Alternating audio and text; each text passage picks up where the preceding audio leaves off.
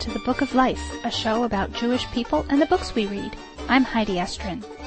The Book of Life is a podcast service of the Feldman Library at Congregation B'nai Israel in Boca Raton, Florida. Additional support comes from the Association of Jewish Libraries. This episode is dedicated to the memory of ardent library supporter Devi Pollack. Everyone here at B'nai Israel will miss you, Devi. In this March 2007 episode of our podcast, we celebrate the holiday of Passover, which begins on April 2nd. Our appetizer will be Dave Horowitz's hilarious picture book, 5 Little Gefiltes. We'll speak to Tami Lehman-Wilzig in Israel, author of Passover Around the World. We'll meet Sean Altman, half of the old comedy music duo What I Like About You, to learn about the song They Tried to Kill Us, We Survived, Let's Eat. And B'nai Israel's own Cantor Stephanie Shore will tell us about her CD Pesaschtick. Don't forget to add your pin to the Frapper map on our website to show us where you're listening from. So pull up a chair, recline, and get ready to ask, why is this podcast different from all other podcasts?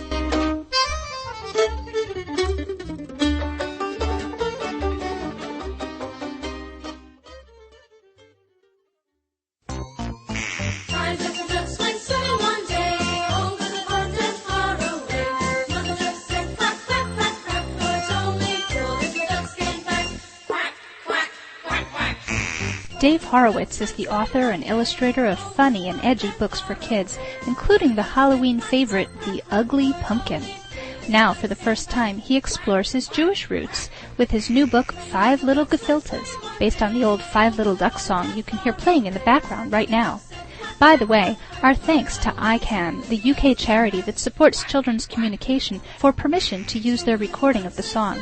Help them help more kids by adding your favorite word, a Yiddish word maybe, to their wall of words at www.wallofwords.org.uk.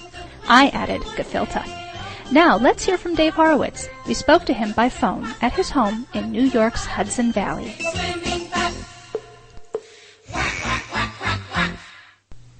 Dave, what inspired you to turn the traditional 5 Little Ducks song into an ode to gefilte fish, and why gefilte fish? Why gefilte fish? I seem to be drawn to anthropomorphic food, and the more ridiculous, the better for me. So matzo balls have been done. There's a matzo ball boy. It's kind of like a gingerbread boy spoof, if I'm not mistaken. Gefilte fish just seemed wide open, so I took it. In the acknowledgments, you thank your editor, Nancy Paulson, who, despite her dislike of real gefilte fish, provided enthusiasm and guidance from the beginning. How about you? Do you actually like gefilte fish? I actually do. I don't like most fish, but for some reason gefilte fish doesn't really taste like fish, and it's hidden underneath the really spicy horseradish. So, yeah, I like it. Most people hate it. I don't like most Jewish foods. I don't like chopped liver. I don't like white fish. I don't like lox. But for some reason, gefilte fish, I like them. Can you tell us more about the New York setting of this story? The first pass of this book was very spare, and it didn't really have any kind of real background other than it was a city. My editor and my design team really have a good sense of what I'm trying to say, even when I don't know what I'm trying to say. So they really had me flesh out more of where does this take place. And it just kind of seemed natural that 1920s, 1930s New York City seemed the place for it. There's the picture in the front of Poppy. Is that your grandfather? Yeah. And I wondered if maybe he had come to New York and this was sort of a family history kind of thing. Well, yeah, this book was definitely for my family, and there are a lot of inside jokes in there that even some of my family members don't get. Maybe only I get them. Can you tell us some of the inside jokes? Well, my favorite, and one that seems to get the best response, is in that introduction where it describes what gefilte fish actually is. There's a guy who says, that's disgusting. And then the narrative says, well, who's asking you to eat it? Most Jewish foods that I grew up with were really disgusting to me, like I said, chopped liver and all that, but also cow's tongue sandwiches, cow brains. My dad, he'd have a big sandwich with a cow's tongue and all this on it. And we'd say, that's disgusting, and his response was always, well, who asked you to eat it? So that line was directly lifted from my dad. Adults are going to think this book is a riot, but today's kids haven't had so much exposure to Yiddish culture. How can we help today's kids to get the humor in this book? Well, I think they will get it. I think just the inflections and the context, kids will get it. I hope that people will find it a book that's funny not just to Jewish people. There are a lot of mixed marriages, obviously, nowadays, and so I think it's important that kids who are growing up with maybe only one Jewish parent have a way into that culture. So this book, its intention was to focus more on the culture of the ethnicity of being Jewish versus the religion, so it doesn't frighten off parents who don't know how to address the religious side of Judaism, but they do want to get that sense of history and humor that the Yiddish culture has. Another person this book is written for is for the kid who's growing up who maybe doesn't know that the words he's learning are not used by everyone. For myself, I think I was in college when I learned that these Yiddish words that I knew from around the house were not English. So I would say to somebody, hand me that schmata, and they wouldn't know what I'm talking about. All the Yiddish that's in the book are words that I knew from growing up, so I didn't have to go to a Yiddish dictionary to find good words to use. These were just the ones that I knew. That's interesting because you have a pretty strong Yiddish vocabulary. Yeah, more than I knew. It's funny, but my family members from the older generations, I think, are a little surprised at how much we were actually aware of. When they were speaking Yiddish so that you wouldn't understand? Right, exactly. They thought it was a code, but I think we knew a little bit more. You cracked the code. Yeah. Unfortunately, we couldn't get most of those really juicy words into this book. They wouldn't have been appropriate. What technique do you use to create your artwork? All my artwork is done with traditional materials. I use construction paper, and then the shadows that you see are soft fine charcoal, and a little bit of colored pencil for highlights. I've had a lot of people ask me what computer software I use to make these, and I don't use any. Can you sing us a little bit of 5 Little Gefiltes? Absolutely not. Sing? Yeah, no, I don't do singing. Wear a lot of hats, but singer is not one of them. Okay. Dave Horowitz, thanks so much for speaking with us. Thank you, Heidi. It was fun. One little gefilte went out one day. A big yellow taxi schlepped him away. Mama gefilte cried out, "Oy vey!" But not a single gefilte came back that day. Sad Mama gefilte went out one day. She went to the park and fetched the whole day. She finally got tired and sat on a bench, and the gefiltes came back, 'cause each one was a man. Thanks to Susan Linder for that performance. Tami Lehman-Wilzig grew up in the U.S. but now lives in Petach Tikva, Israel. She's the author of several Judaic kids' books, including Tasty Bible Stories and Keeping the Promise, A Torah's Journey, about the miniature Torah brought to outer space by astronaut Ilan Ramon. Her new book, Passover Around the World, published this year by Carbon, includes Pesach customs, recipes, and a touch of history about Jewish life in various countries. We spoke to Tami by Skype at her home in Israel. Tami, tell us about Passover Around the World. My father had this habit of bringing home anybody who didn't have a place to go for Seder in the synagogue came home to us. So every year we happened to have different people from around the world who had nobody to go to, and we were witness to many different traditions that we were very unfamiliar with. Once we had 2 brothers that were from Iran. When it came to the time to say halach ma'anya, they stood up. All of a sudden they just stood up, and my father thought they wanted to leave, and he said, "Oh no, the Seder is not over." I mean, my father thought that maybe they weren't familiar with the traditions, and they started to laugh, and they said, "No, in our Seder at home, when the halach ma'anya is recited, everybody stands as though you're getting ready to leave Egypt."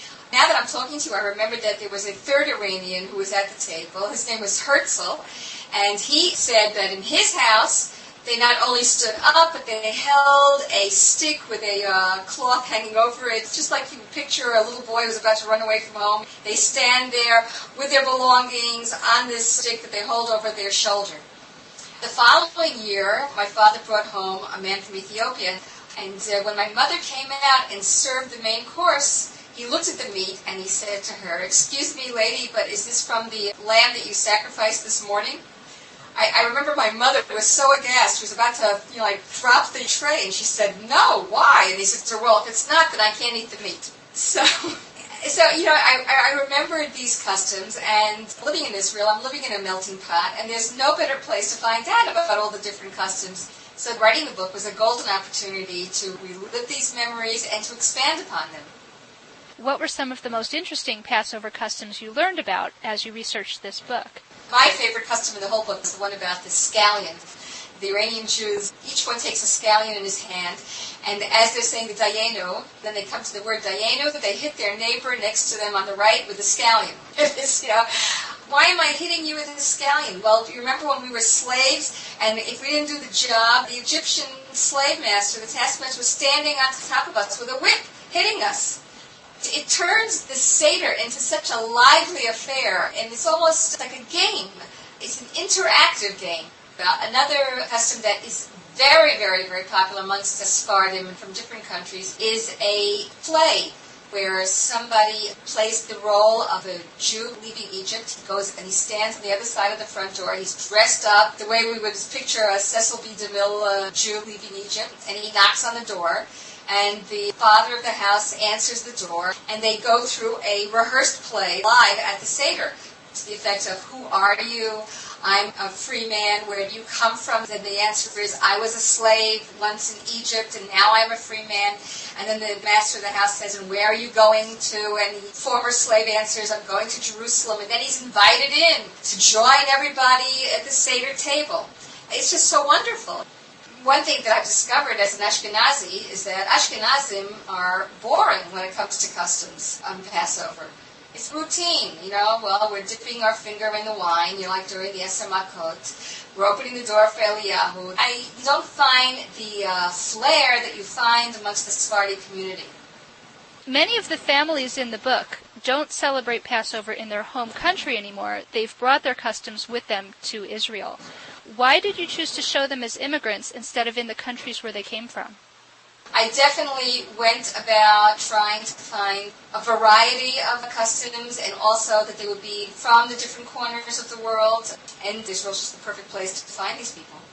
So the book reflects the reality that these people are living in Israel instead of their home countries. Right. Now, it was interesting. I found that in the Ethiopian community, some of them may be already trying to become Israeli, doing it the way the Israeli does. Becoming more Israeli than Israeli, just like the Jews who came to the Lower East Side want to be more American than Americans. Mm-hmm. They're not continuing with their customs as much as other groups are, the Moroccans or the Iraqis. Maybe okay. Also a case of logistics. It's pretty hard to slaughter a lamb and go out and roast it, Uh-huh. Okay, speaking of lamb, tell us about the recipes in the book. Do you have any favorites? Easiest recipe to do is the mimuna recipe. It is a favorite for me because even though I write cookbooks, I'm a lazy cook. Anything that's easy and quick, that's for me. So the stuffed date with the sugar icing on top is something that I really, really like. Once you start scratching the surface and you find out about all these different customs, it's very, as they would say in the Hebrew, ma'od pikanti. It really gets you going. It's a holiday, I think, that we all wait for the entire year because it's truly a family celebration. And integrating customs that may not be from your Eidah, your ethnic group, into the Seder will make it a very lively and memorable evening. Tami Lehman-Wilzig, thanks so much for speaking to us, and happy Passover. Thanks, it was a pleasure, and Chag Sameach and Pesach Sameach to you too.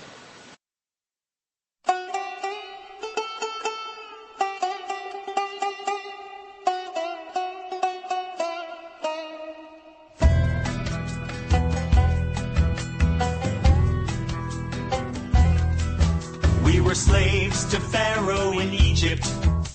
The year was 1492. Hitler had just invaded Poland. Madonna had just become a Jew. Moses was found on the Potomac. Then he marched with Martin Luther King. He came back to free us from our bondage, 'cause S&M has never been our thing. They tried to kill us, we survived, let's eat. They tried to kill us, we were faster on our feet. So they chased us to the border, there's a parting of the water. Tried to kill us, we survived, let's eat. Sean Altman and Rob Tannenbaum founded the comedy duo What I Like About Jew 7 years ago to great acclaim. Although they have since gone their separate ways, they are both proud to be part of the new Jewish hipster movement, and they both continue to produce hilarious Jewish music, Sean with Jewmongous and Rob with Good for the Jews. The Passover song, They Tried to Kill Us, We Survived, Let's Eat, is one of their classic numbers. We spoke to Sean about the song's history by phone at his home in New York City. They tried to kill us, we were faster on our feet. And we knew how to resist, 'cause we'd rented Schindler's List. Tried to kill us, we survived, let's eat. The 10 Egyptian plagues. 1. Blood. 2. Locusts. 3. Boils. 4. Dandruff. 5. Sean, how did you come to write They Tried to Kill Us, We Survived, Let's Eat? I was in the group What I Like About Jew, and the producers of an event in Manhattan called the Downtown Seder asked What I Like About Jew to write a song that told the story of Pesach. And we said, great, we're delighted to be asked. What's Pesach? And he said to us, oh, Pesach is the same as Passover. And we said to him, that's great. Which one is Passover? And that started a whole bunch of internet research where we discovered that, in fact, all Jewish holidays can be summarized with the phrase, they tried to kill us, we survived, let's eat.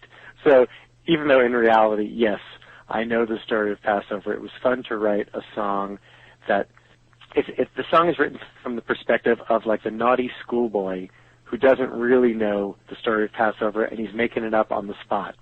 So it's full of all kinds of wrong historical references and, you know, things that happened in ancient Egypt are mixed up with things that happened in 1492, which are mixed up with things that happened 2 years ago. Like the first few lines of the song, we were slaves to Pharaoh in Egypt. The year was 1492. Hitler had just invaded Poland. Madonna had just become a Jew. So this is like Passover as told by the wicked son. Yes, Okay. exactly. We tried to pepper it with pop references and also with some important historical references, like we reference the Holocaust, we reference Kristallnacht, and then occasionally it gets back to the real story. You know, we talk about the plagues, and they start out correctly, blood, locust, boils, but then it degenerates into dandruff, acne, bacne, cataracts. So, what has been the response to this song? It's one of the few songs in the repertoire that is clean enough to be played on the radio. As such, it's gotten a very good response. It's gotten a lot of airplay. It's one of those home run songs where no matter where you put it in the performance set, it always kills. Has anyone given you any tsuris, any trouble over this song? This song, no, not at all. This is the one song that has gotten a uniformly positive response. The one thing that I was wondering about when I asked that question is the line about our Savior Jesus Christ. Well, you know, I think that line is the perfect capper. You know, in a comedy song, it has to become progressively more outrageous as the song goes on. And what could be more outrageous than having the line, we have a Seder each year in December to commemorate our Savior Jesus Christ. You know, that's like it's probably one of the best moments of the live show when we get to that line in the song, because we stop, the audience usually yells at us, no! And we have to pretend that we didn't realize that, of course, that's making a mockery of the Passover story. It's all in good fun. Tell us about the Jewish hipster movement and how this song fits into the movement.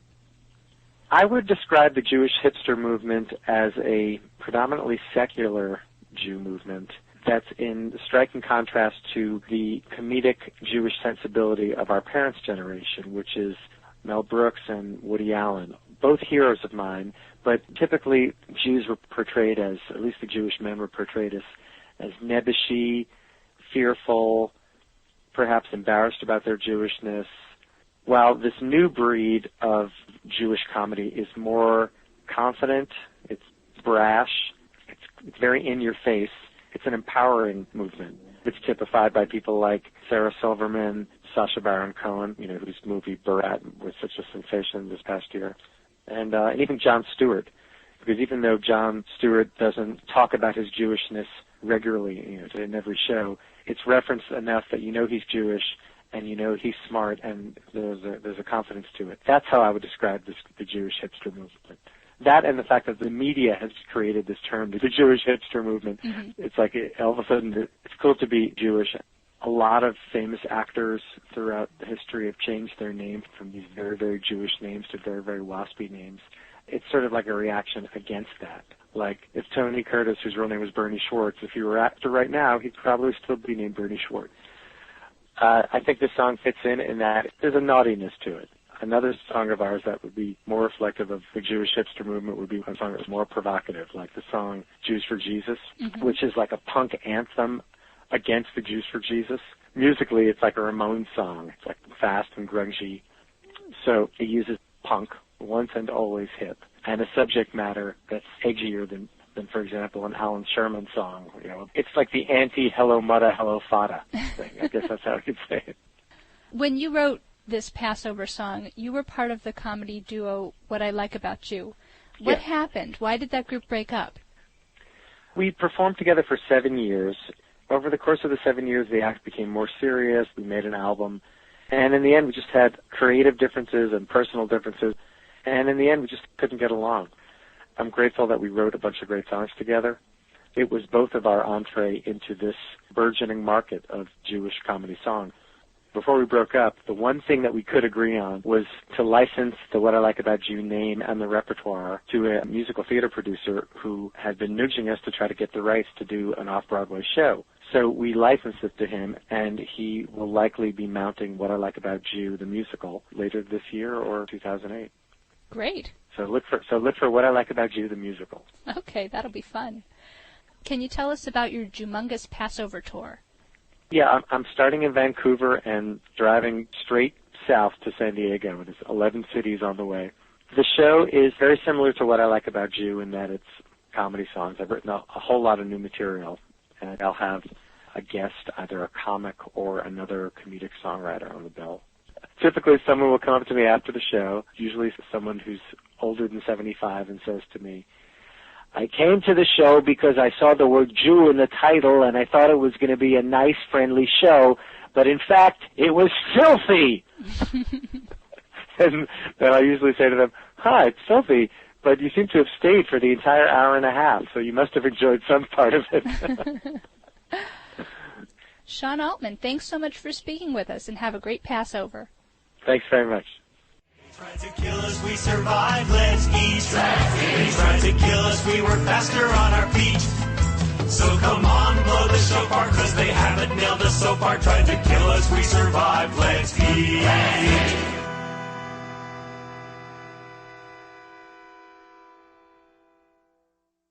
Baruch atah Adonai, Eloheinu melech ha'olam, asher kiddishanu b'mitzvotav. Now we'll hear from Cantor Shore here at Congregation B'nai Israel about her new CD, Pesaschtick.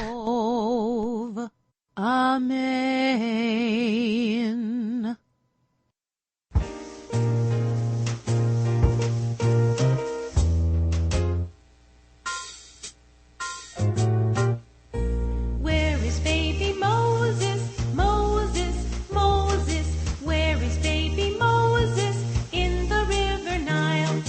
This is Cantor Stephanie Shore, Cantor at Congregation B'nai Israel in Boca Raton, Florida.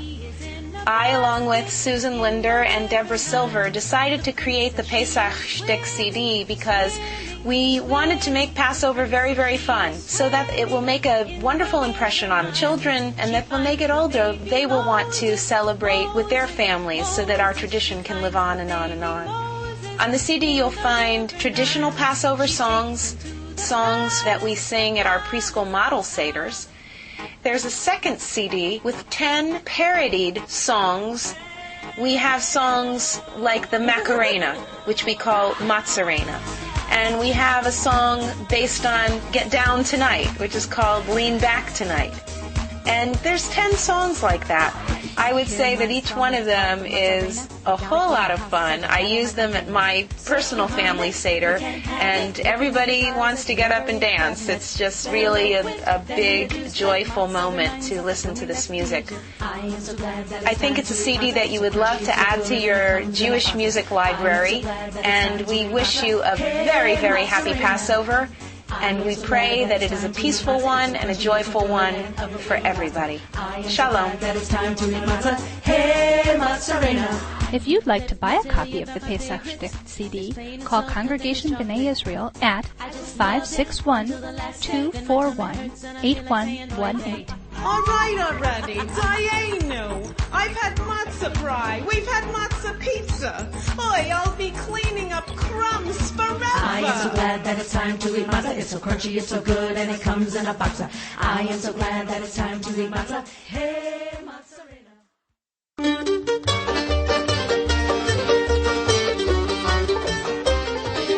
We would love to hear from you. Send us a Passover greeting by emailing bookoflifepodcast@gmail.com. Post a comment on our website, or if your computer has a microphone, leave a 2-minute voice message by clicking on the My Chingo link on our website at jewishbooks.blogspot.com. You can also add your pin to our Frapper map to show us where you're listening from. The Book of Life is supported in part by the Association of Jewish Libraries, tending the Tree of Knowledge, and promoting Jewish reading by supporting Judaic libraries and librarians. Visit them on the web at jewishlibraries.org. Our background music is provided by the Freilach Makers Klezmer String Band from Sacramento, California, whose CDs feature upbeat music from Ashkenazic and Sephardic traditions with Brazilian, Gypsy, and Celtic influences. Borrow their CDs at the Feldman Library or buy your own copies at freilachmakers.com. To download episodes of the Book of Life podcast, visit us on the web at jewishbooks.blogspot.com. That's jewishbooks, one word, .blogspot.com. Links to the books and CDs mentioned on the show are available on this website. You can also hear the latest episode by phone. Just call 916-313-3820. Thanks for listening, and happy reading.